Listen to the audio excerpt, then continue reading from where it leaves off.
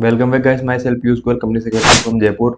और दोस्तों, आज हम जानेंगे, अगर आपकी कंपनी है और आप you want to issue the shares on preferential basis with valuation report requirements and amendments, तो how to issue the shares, right.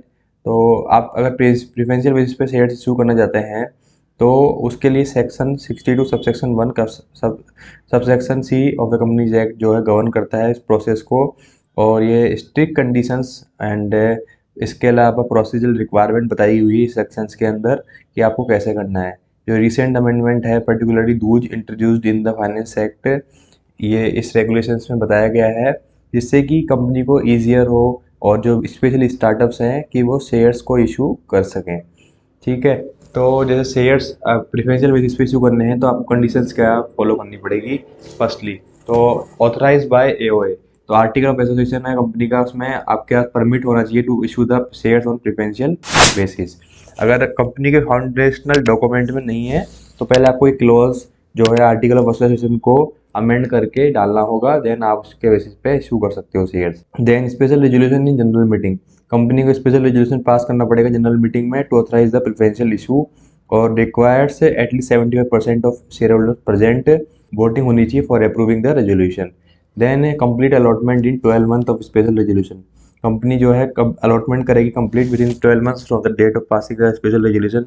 If allotment is not completed within the time frame, the approval lapse and new special resolution will be needed to proceed. ठीक है, procedure for preferential issue of shares, board meeting to pass board resolution. इस process को start करने के लिए जो है आपके पास बोर्ड मीटिंग आपको करनी होगी।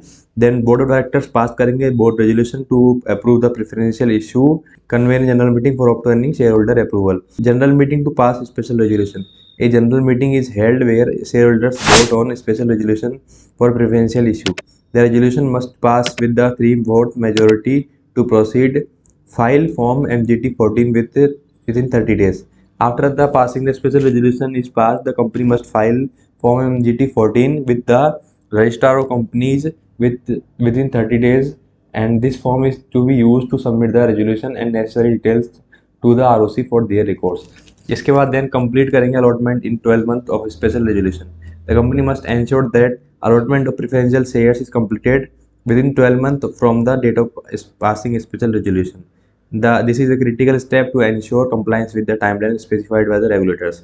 File Form PAS 3 within 30 days of allotment. जब शेयर्स अलॉटेड हो जाएंगे तो कंपनी क्या करेगी, पास 3 फाइल करेगी विद द ROC।